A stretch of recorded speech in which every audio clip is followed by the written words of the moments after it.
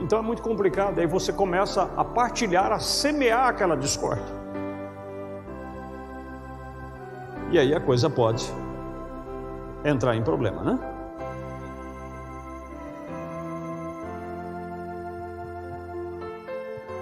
Temos tido no mundo, exatamente desde o princípio, isso começou a mesma coisa.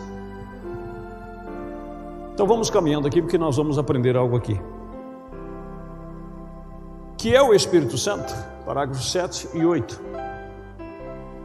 E agora desejamos que cada um entenda isso. Agora, precioso, é que eu digo para os irmãos: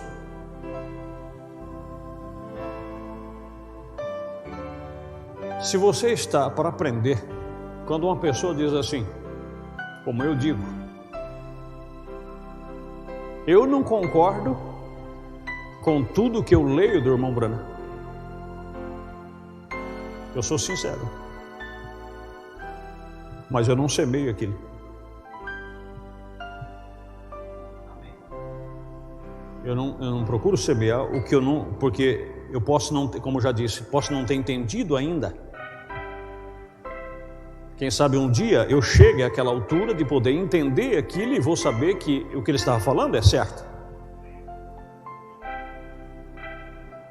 Só para os irmãos terem uma ideia, por exemplo, na questão da idade cronológica, vamos dizer, como é que você vai, por exemplo, falar para um menino de 12 anos, ele vai entender o que um de 30, 35 anos vai entender? Ele não entende. Não consegue passar, entrar na cabeça dele que aquilo que você está falando é verídico, é verdade, e que ele não deve fazer aquilo. Na cabeça dele, ele acha que você está exagerando. Você dizer para uma pessoa que está enamorado, que seja ele ou ela, que estão pretendendo se casar, você já com 30, 35 anos de casado, você fala, meu amigo, vai devagar, não é por aí. Tenha calma.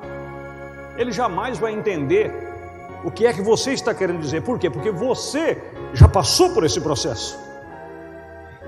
E a mesma questão é a idade espiritual. A Bíblia diz, pelo tempo, quer dizer, pelo tempo, o tanto de tempo que você está sentado, ouvindo, lendo, examinando, concernente à questão do conhecimento bíblico, mediante o que você ouve, a Bíblia diz que você pode chegar a um mestrado.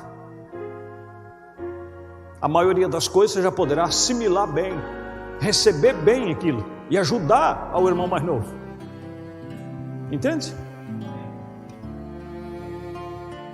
Mas se você não se preocupa com isso, e se você quiser, por exemplo, existe aquela pessoa exagerada em todos os aspectos, né? Começa hoje, nasceu hoje espiritualmente, já quer entender tudo que está na Bíblia e de repente se estriba e se acaba, se arrebenta. Mas vamos seguir aqui. E voltando ao que eu queria colocar aqui antes de concluir esse pensamento, se eu digo que sou discípulo de William Branham, que eu creio que William Branham é um mensageiro de Deus, é um profeta de Deus, então a primeira coisa que eu tenho que observar é São João capítulo 13. Basta o discípulo ser como seu mestre. Já basta, você não precisa ser mais do que o seu mestre. Basta, se você acha que aquela pessoa é suficiente para te instruir, então ser discípulo dele. Então basta ser igual a ele, não queira ultrapassá-lo, a menos que Deus te ultrapasse. Como diz no livro de Provérbios, né, o sábio ali dizendo que ele sabia mais do que os seus mestres. Por quê? Porque Deus o fez sábio. A primeira coisa que você observa, a ética da pessoa. Uma pessoa quando se alista, como a Bíblia diz, ninguém que se alista para essa batalha espiritual deve se embaraçar com o negócio dessa vida. A primeira coisa, você tem que ser uma pessoa liberta com relação às coisas do mundo, que pode te amarrar. A ética é uma coisa fundamental. E você veja quanta meninice é praticada com relação a essa questão de não respeitar o ponto de vista do próximo. Por que você acha que há tanta segregação, há tanta separação, há tanta bobeira? Por não respeitar devidas éticas. Porque veja bem, cada denominação tem o seu seminário. Vocês vão entender meu ponto de vista. A maioria, dizer assim, delas hoje tem o seu seminário. Os pentecostais não tinham, chegaram na questão de tê-lo. Porque muitos ministros que não tinham o Espírito Santo começaram a assumir os púlpitos e só falava abobrinha. Aí eles acharam a necessidade de ter um seminário, porque aí o seminário vai formar ele intelectualmente. Embora seja uma pregação programada, mas ele não vai falar asneira, ele vai falar o que ele aprendeu lá de outro. É como um professor. Se ele tem a vocação, ele vai acima da média. Se ele não tem, ele apenas vai passar ou transmitir o que ele aprendeu. O médico é da mesma forma. Agora, nós tomamos aquela questão assim, de São João 14, 26. Quando o Espírito Santo vier, ele vos ensinará todas as coisas. Gálatas 1, versículo 6 a seguir. Faço-vos entender que o evangelho que por mim é anunciado, eu não aprendi, não recebi de homem algum, mas pela revelação de Jesus Cristo. Mateus capítulo 11. Graças te dou, ó Pai, que ocultaste estas coisas aos sábios entendidos e as revelastes aos pequeninos.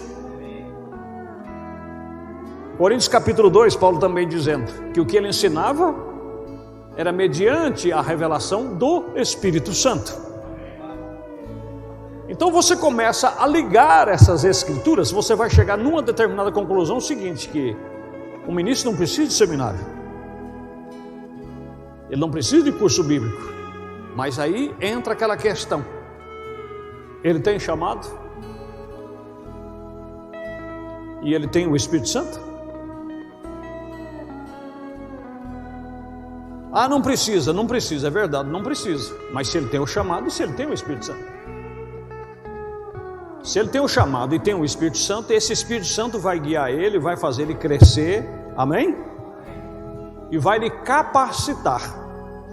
Agora, como o sistema aí fora, muitas pessoas estavam ali por circunstâncias, por questão de preferência, seja do próprio pastor que estava ali, que quer colocar ele, não é Deus, é o próprio pastor que gosta do jeito dele, da maneira dele quer colocar ele, ou o pai que tem o desejo que o filho seja pastor e vai empurrando até ele chegar a ser um pastor,